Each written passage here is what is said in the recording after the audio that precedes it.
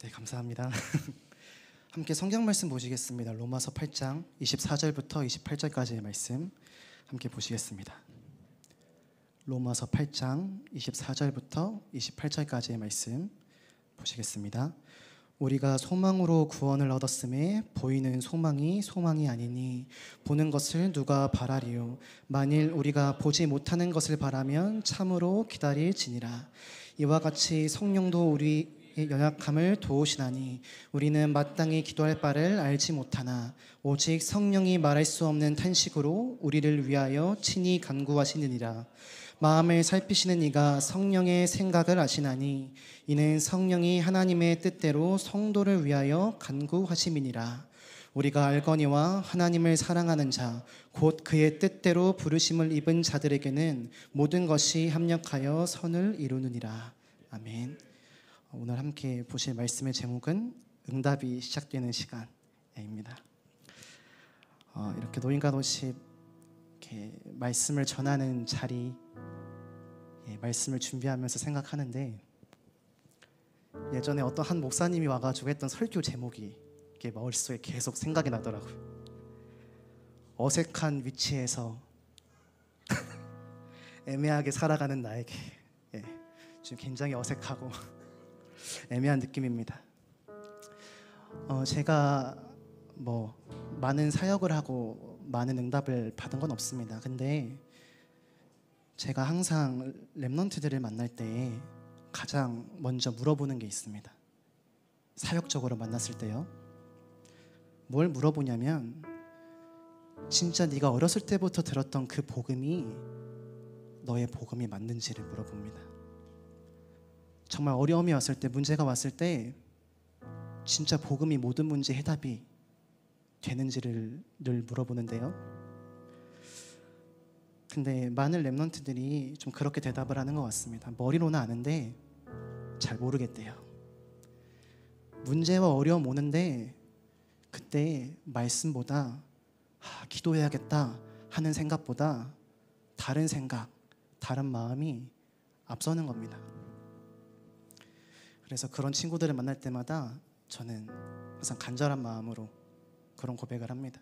그렇다면 진짜 그 말씀이, 이 복음이 살아있음을, 너의 삶에 역사하는 하나님의 능력임을 우리 같이 확인해 보자고.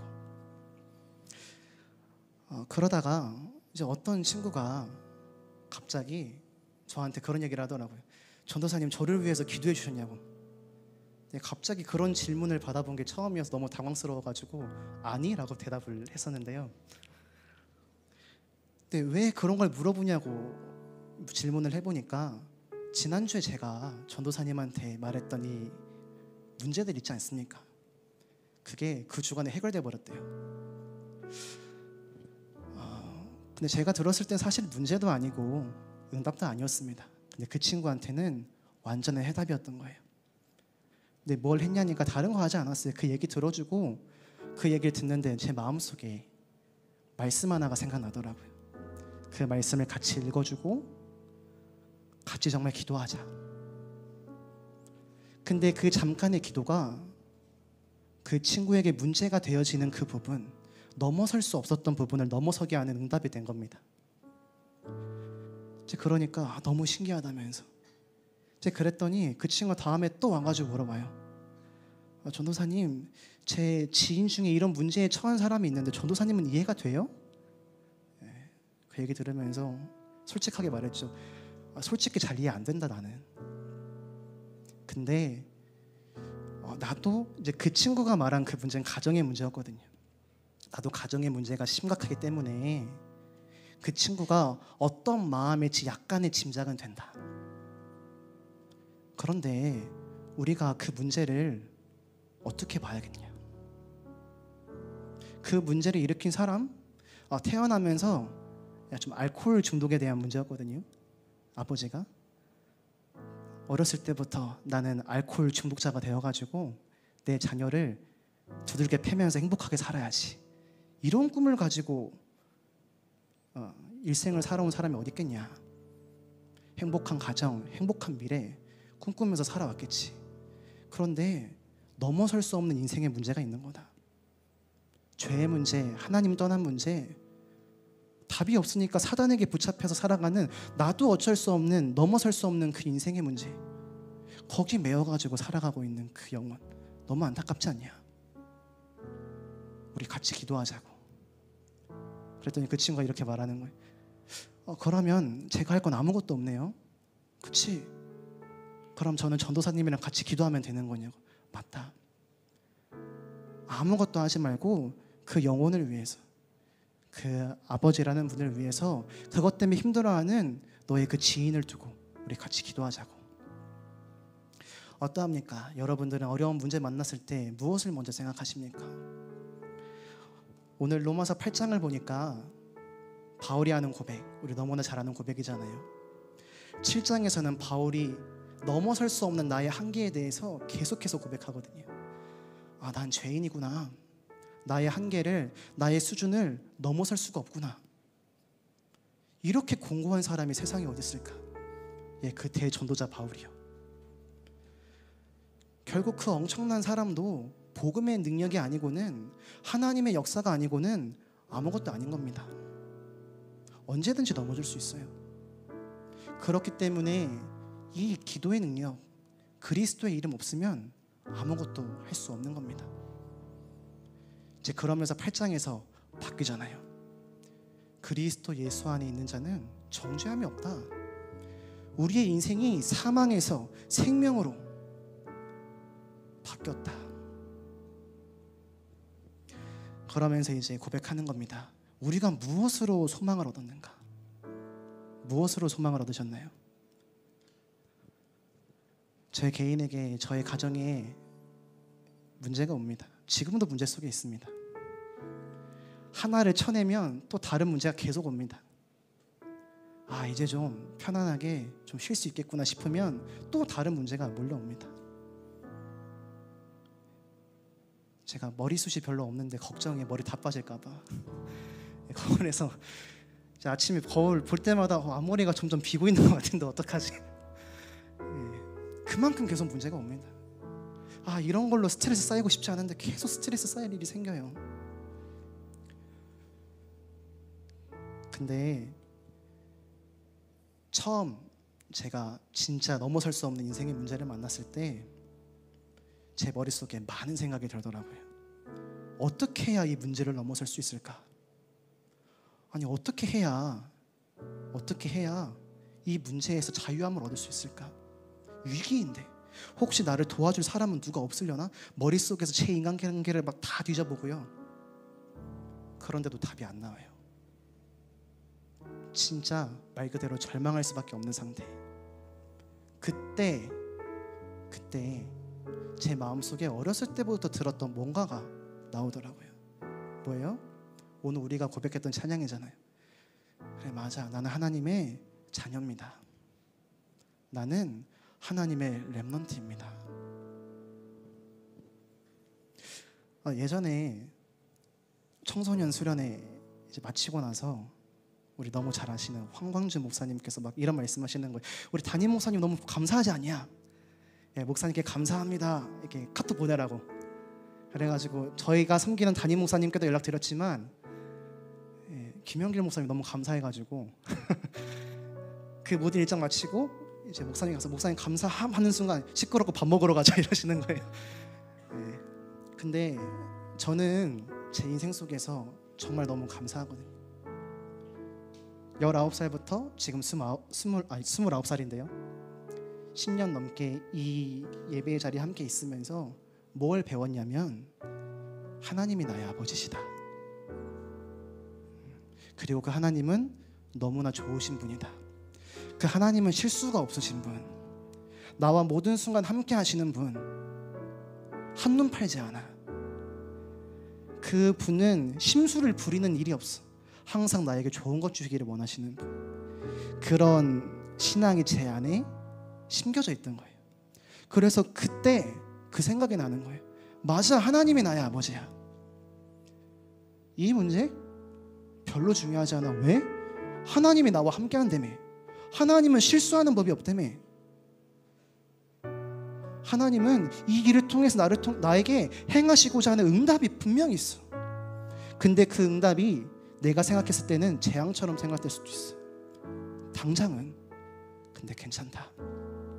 그 확신이 갑자기 들더라고요. 그래서 어떻게 해요? 하나님 괜찮습니다. 혹 제가 두려워하는 문제가 될 만한 그런 상황이 온다 하더라도 저는 괜찮습니다. 요셉이 감옥에 갔잖아요. 다윗은 평생을 쫓기며 살았대잖아요. 그런 일이 저에게 생기더라도 전 괜찮습니다. 어떤 어려움, 어떤 문제, 저 괜찮습니다. 이 일을 통해서 하나님의 일이, 하나님의 능력이 저의 오늘의 삶에 나타나게 하여 주옵소서. 전에 한번 그 RTS 입학을 하러 같이 동기랑 가는데요. 이 저녁을 어떻게 먹어야 될지 모르겠는 거예요. 저녁을. 그랬더니 이제 같이 한 셋이서 같이 있었는데 그중 이제 한 사람이 지난번에 설교했던 신영찬 전도사님, 주목님. 근데 그 중에 다른 한 분이 성령 인도를 받아야겠대요. 서로 결정을 못하니. 근데 갑자기 가방에서 기도첩을 꺼내요. 저녁 메뉴를 결정하겠다고. 성령 인도 받아야 된다면서. 진짜 정상이 없구나. 그런 생각을 하다가 제가 막상 그 어려움 만나니까요, 말씀 보게 되던데요. 기도하게 되던데요. 저는 항상 내가 넘어설 수 없는 문제를 만날 때마다 이번 주 하나님이 강단해 주신 말씀이 뭐였지? 거기로 돌아가게 되더라고요. 그리고 어떻게 돼요? 성경의 말씀을 찾아보게 되더라고요. 그런데요, 놀라워요. 와, 진짜 하나님이 나와 함께 하시는 게 맞구나. 어떻게 이렇게 정확한 말씀을 나에게 주실 수 있지? 순간순간마다요. 혹시 지금 소망이 보이지 않습니까? 근데 오늘 본문에 말합니다. 소망은 보이는 것이 아닙니다. 우리가 바라는 것이 아닙니다. 하나님께서 우리에게 행하시고자 하시는 정확한 계획이 있습니다. 우리는 그 절대 주권 안에 있습니다. 우리는 그것을 찾는 겁니다.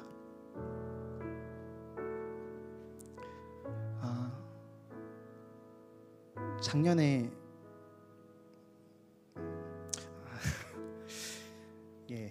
너무 제 자랑하는 것 같아서 별로 말하고 싶진 않은데, 작년에 구르터기 앨범에 수록된 찬양 하나가 있거든요. 오늘의 문제는 영원한 미래를 이루는 시간이라는 좀 세상에서 가장 제일 제목이 긴 찬양 하나 있어요. 그 찬양 가사를 제가 좀 적게 됐는데 너무 잘 쓴 것 같아요. 제가 썼는데도. 왜 그러냐면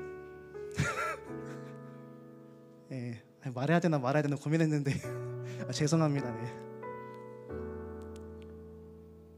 원래 제가 이런 성격입니다. 감추고 있을 뿐이지. 왜 그러냐면 오늘의 문제는 우리의 것이 아니거든요. 우리의 것이 무엇입니까? 하나님이 우리에게 약속하신 게 있습니다. 반드시 이루시기로 약속하신 도달하게 될 미래가 있습니다. 우린 그걸 가지고 가는 거거든요. 오늘 혹시 문제 속에 있습니까? 어려움 속에 있습니까? 이해되지 않는 상황과 고민들이 있습니까? 말씀 앞에 서십시오. 그 시간이 하나님을 알아가는 절호의 기회입니다. 그 시간이 나를 넘어서서 하나님의 나라가 내가 있는 그 자리에 임하는 최고의 시간입니다. 전도요, 그 은혜 속에 있으면 그 영혼이 살아나던데요.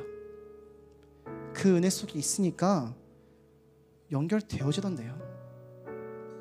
적든 많든.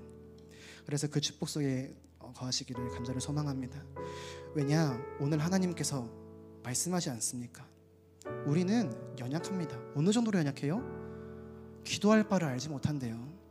무엇을 가지고 기도해야 되는지 우리는 알지 못합니다. 그런데요, 오직 성령께서 말할 수 없는 탄식으로, 눈물로 우리를 위하여서 친히 간절히 구하신다. 근데 무엇을 가지고 구하세요?